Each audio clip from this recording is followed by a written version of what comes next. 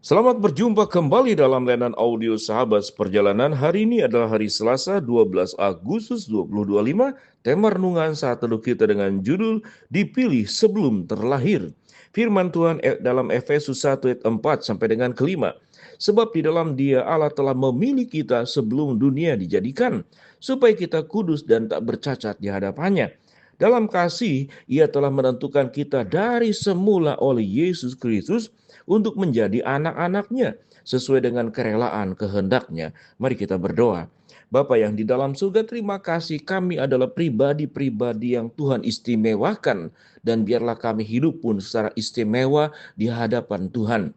Dalam nama Tuhan Yesus kami berdoa. Amin. Shalom sahabat perjalanannya dikasihi Tuhan. Kita adalah pribadi-pribadi yang istimewa di hadapan Tuhan.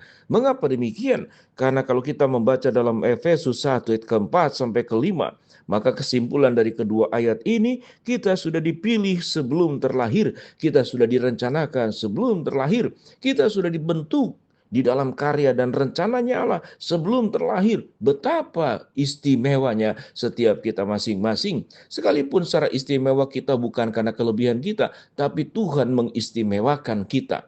Kalau kita berbicara tentang ada orang yang istimewa, berarti kita tidak punya sumbangsi apapun kepada yang bersangkutan. Karena dia menjadi istimewa dari perjuangannya sendiri. Karena dari perbuatannya sendiri. Kalau kita hubungan antar manusia. Tetapi kalau manusia, Allah dengan manusia, maka manusia menjadi istimewa karena semuanya itu adalah pemberian Allah, anugerah dan kasih Allah. Kita menjadi istimewa sebagai dibentuk sebagai manusia yang punya kelebihan dari makhluk yang lainnya. Berarti kita adalah istimewa. Kalau kita melihat dari penciptaan seluruh prosesnya, maka yang paling istimewa siapa? Manusia. Dicipta menurut gambar dan rupa Allah. Tidak ada makhluk manapun yang diciptakan oleh Allah yang diciptakan menurut gambar dan rupa Allah. Tetapi hanya manusia. Kalau kita diciptakan sebagai istimewa, seringkali yang membuat kita merusak keistimewaan itu adalah diri kita sendiri. Termasuk Adam dan Hawa. Termasuk kemudian semua proses perbuatan dosa yang terjadi dari abad ke abad sepanjang sejarah manusia. Dari catatan Alkitab, dari perjanjian lama sampai kepada perjanjian baru. Sampai kini, bahkan sampai kepada proses waktu yang panjang ke depannya. Sebelum Tuhan datang kedua kali dan mengadili seluruh isi alam semesta ini. Tetapi Tuhan menjadikan kita sebagai pribadi yang istimewa. Kalau kita sudah direncanakan sebagai yang istimewa, yang digambarkan pada kedua ayat ini, apa yang menyebabkan kita disebut sebagai istimewa? Karena kita dari semula sudah ditentukan di dalam Kristus Yesus untuk menjadi anak-anaknya. Kita sudah ditentukan untuk menjadi anak-anaknya, bukan menjadi anak kegelapan, tapi anak-anak milik Kristus, anak-anak terang, anak-anak penebusan, anak-anak yang menerima janji Abraham, Ishak dan Yakub, anak-anak yang mendapatkan berkat yang terbaik yang Allah siapkan kepada setiap kita masing-masing.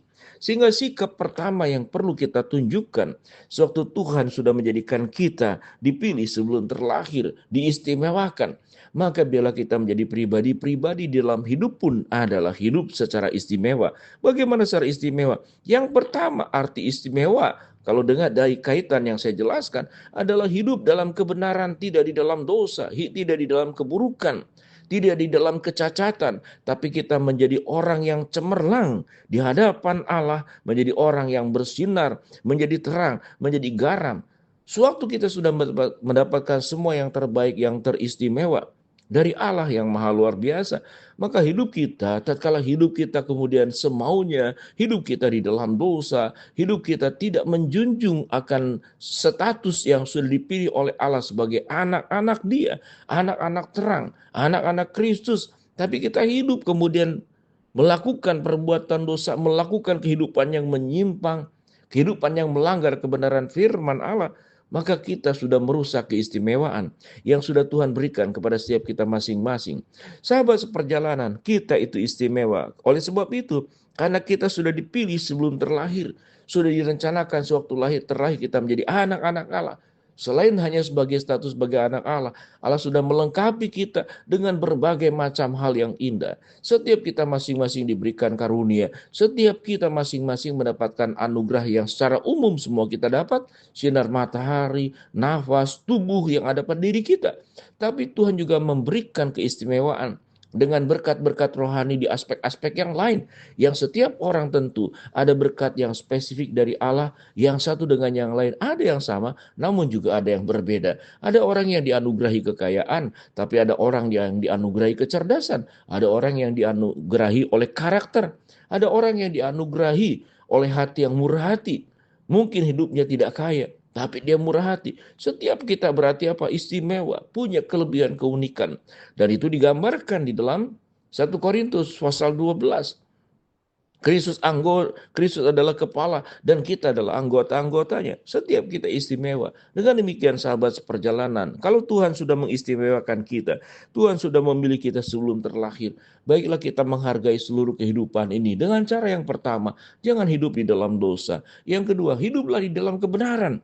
Bagaimana Tuhan dimuliakan lewat seluruh hidup kita. Kata-kata kita pun terucap dengan istimewa. Mata kita pun melihat dengan istimewa. Kehidupan kita pun menjadi kehidupan yang istimewa, yang memberkati, yang memuliakan Allah. Kemanapun kita hadir, seperti sungai yang mengalir, yang kemudian memberikan kesejukan kepada tanah-tanah yang gersang, jiwa-jiwa yang gesang. Kehadiran kita istimewa, yang memberikan semangat buat mereka yang remuk jiwanya, yang patah semangat, yang hilang harapan. Kehadiran kita membawa sebuah kehidupan yang lebih berarti kepada orang-orang yang membutuhkan. Maka kehidupan kita juga menjadi istimewa. Kalau kita kemudian diberikan oleh Tuhan, diberkati kemajuan, kesuksesan, kita tidak menjadi sombong, tetapi kita memiliki pribadi yang rendah hati dan selalu sadar, aku bukan siapa-siapa dan aku bukan apa-apa tanpa campur tangan Tuhan. Maka kita sudah punya karakter yang istimewa. Sahabat seperjalanan, jadilah pribadi yang istimewa. Bukan karena paras yang cantik, wajah yang tampan, badan yang tinggi, ataupun kemudian segala macam kemegahan yang ada di dalam dunia ini. Tetapi kita menjadi istimewa setelah kita dipilih sebelum terlahir menjadi anak-anaknya. Kita benar-benar hidup sebagai anak-anak terang. Kita benar hidup sebagai anak-anak Kristus. Kita benar hidup sebagai anak-anak yang sudah mengalami penebusan, yang sudah dilepaskan dari kegelapan, masuk ke dalam terangnya yang ajaib.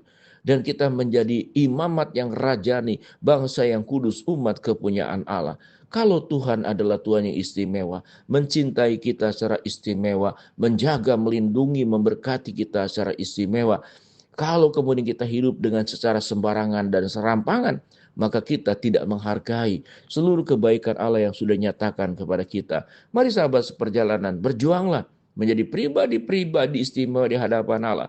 Karena Allah sudah memilih kita sebelum terlahir, memilih kita sebelum dunia dijadikan. Tidak ada kehidupan yang kebetulan, tapi seluruh kehidupan yang dialami oleh setiap sahabat seperjalanan adalah kehidupan istimewa. Dan temukanlah rencana rancangan Allah di dalam hidup kita, dan kita menjalani rancangan kehendak Allah secara benar, secara sungguh-sungguh, dan secara setia di hadapan Tuhan. Sampai satu hari kelak nanti kita bertemu dengan Tuhan, kita boleh berkata, Bapa dalam surga, kami sudah melaksanakan seluruh kehidupan kami secara istimewa, sebagaimana Tuhan sudah memberikan semua hal yang istimewa dalam hidup kami. Mari kita berdoa. Bapa dalam surga, hamba-Mu berdoa buat sahabat seperjalanan yang sakit, Tuhan jamah sembuhkan. Sahabat seperjalanan yang sedang menghadapi masalah, Tuhan bukakan jalan. Sahabat seperjalanan yang sedang berdoa mengharapkan sesuatu, Tuhan kabulkan sesuai dengan waktu, rencana, dan kehendak Tuhan yang terbaik. Di dalam nama Tuhan Yesus kami berdoa. Amin. Shalom, Tuhan memberkati kita semua.